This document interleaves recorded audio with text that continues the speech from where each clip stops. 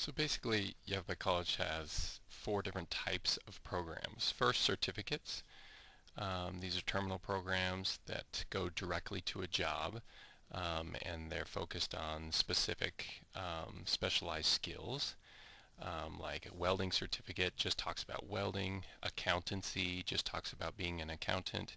None of the math, science, English, general education elements. And then the Associates of Applied Science is the certificate plus the general education elements like math, science, humanities, history, English, those elements worked in to create a degree. These are good for people that want to go on and get extra specialized knowledge at the university. So they'll have that associate's and move straight into a bachelor's in accountancy or in, if there's a specialized technical degree in welding, a bachelor's degree in welding, in gunsmithing. But you start with that certificate, you add on the general education element, and you have a degree. Now, Associates of Arts is specifically for students that want to transfer in the non-vocational and technical area, and basically that consists of AJEC, which is your general education curriculum, which is all of your math, science, English, added onto that 25 electives, but these electives should really be in your area of study. Often once you get through your foreign language requirement or your statistics requirement or your other major requirements, these electives, quote unquote, usually result in about 3 classes or 4 classes that you can choose just to take whatever you want that's interesting. So keep in mind that electives isn't just a handful of Zumba classes, throwing yoga, paddleboard Pilates. Electives has to typically be almost all focused on your major requirements. So we have just your general Associates of Arts, which is as general as you can get, and then you'd go on to get a bachelor's in English or history or philosophy or any number of bachelor's degrees after that. But then we have an Associates of Arts that's specifically for those who are going on to get a bachelor's in elementary education. There's an Associates of Arts in Fine Arts and Business who want to be business majors, and an Associates of Arts in Science if you're going specifically for a science-related bachelor's degree later on. So the Associates of Arts is all about transferring on to the four-year universities for sure. Now the fourth option is kind of a pseudo option, which is just the AJEC, just getting those 35 credits of general education out of the way. If you do that, you can transfer no questions asked to U of A, ASU, or NAU, as long as you have a 2.5 GPA or higher. So you have assured admission into those big 3 state universities. So those are our 4 options. Get a certificate, which is kind of terminal right here in our area. An Associates of Applied Science, which is general education plus your certificate. You have an Associates of Arts, which is all about transfer. And then you have just the AJEC, which is getting the minimum out of the way, transferring without any extra electives. Check out, if you haven't, check out DegreeWorks. DegreeWorks helps you, asks for what your plan of study is, whether it's an Associates of Arts degree or an Applied Science in gunsmithing, and then it tells you exactly the courses you need to take and gives you options for the optional courses that you could take. It's a great software. There's a demo here at this web link. Check it out. DegreeWorks can really help you plan out your degree. If you're transferring to get that Bachelor's of Arts or Bachelor's of Science degree, keep in mind, like I mentioned earlier, that your electives usually need to be used very wisely. You only get 25 credits.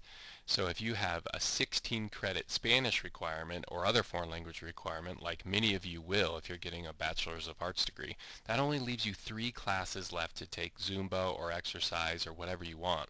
So really those electives should be really labeled major studies so that you can get the elements out of the way that are required for your major. You might have foreign language requirement, which like I say is often 16 credits. You might have a statistics requirement. You might have to get your AJEC for your Bachelor's of Arts degree. You can find out if you need foreign language or an AJEC requirement at this website here. Check it out. So college is expensive. How are you going to pay for it? You have lots of options. You can get grants. At Yavapai College, 9 out of 10 students that apply for a Pell Grant do get that Pell Grant. Scholarships, Pell Grant will, let's go back to Pell Grant. Pell Grant will typically fund your entire education. There are lots of scholarships to apply for. You can apply for many and you might get very few, but if you apply for many, those very few might pay for a significant portion of your education. Lots of scholarship monies go unclaimed. You can get a loan. There's subsidized and unsubsidized loans, which makes a difference. So the difference there is that subsidized loans do not accrue interest as long as you remain at least a half-time student, and often until 6 months after you graduate. Unsubsidized loans will start accruing interest almost immediately after you take out the loan. There's work-study programs that you work typically on campus, and then your pay comes in the form of tuition waiver, where you get a tuition break, or they take it straight out of your tuition. And then of course there's just the time-honored part-time work. If you're a full-time student, maybe take a 20 to 30 hour a week job and be able to pay for school as you go, or at least reduce the amount of debt that you go into. It's amazing how much student loan debt you can reduce if you just work part-time. As a college student, I went into zero debt and I graduated with my PhD, many years of school, and I never ever had to take out any student loan debts because I just worked part-time. I had a brother who didn't want to go into any student loan debt, so instead of taking 4 years to graduate, he took 6 years to graduate, and he took some time off and became a part-time student in order to work full-time and subsidize his education. So when they say you have to get a student loan, some of them aren't a bad buy as long as the interest rate is really low and you don't take out too many thousands of dollars, but working part-time to avoid any student loans whatsoever is the best bet, and it can be done. It seems at times like it can't be done, but it can be done. It takes a little bit of sacrifice though. Okay, so you can do it. What about our personal finances? Is there anything that's a good idea to go into debt for? Well, maybe college. If you're going to be an oral surgeon and you get out and you can easily pay off a lot of debt that you're going to have, yeah, maybe that's a good bet. If you're going to be a teacher like me and you get $45,000 or $50,000 in debt, that's going to be a lot harder to pay off because your earning power is so much reduced. What about a house? Is that a good idea to go into debt for? Some people say yes, some people say no. A car, a phone? Typically, a lot of financial experts say that the only thing you should really go into debt for is a house, perhaps college if it's necessary. But many things with a little bit of sacrifice, saving, and doing your best to use your money wisely instead of squandering your money, you can purchase for cash without going into any debt, without putting anything on a credit card. So why don't you pause the recording and discuss with a friend or a family member or anyone near you, what is it worth going into debt for, if anything at all? Now what we want you to do is to track your finances. So take one full week, go from Monday to Monday or Sunday to Sunday or whatever, and track how much you spend for an entire week, every single dollar you spend for 1 week.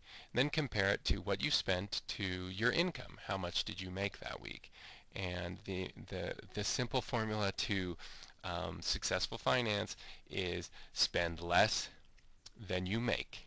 Spend less than your income. If you do that, you'll be financially solvent your whole life.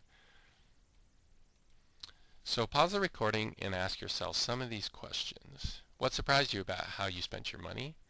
What did you spend the majority of your money on? Did you save more than you spent? Key question. Did you see areas in which you were spending your money unwisely? Not unwise use of your money? Is there any way you could change in order to save more money? A great financial advisor is Dave Ramsey. He asks all students to consider what they spend their money on and whether they can pay cash for college. Check him out.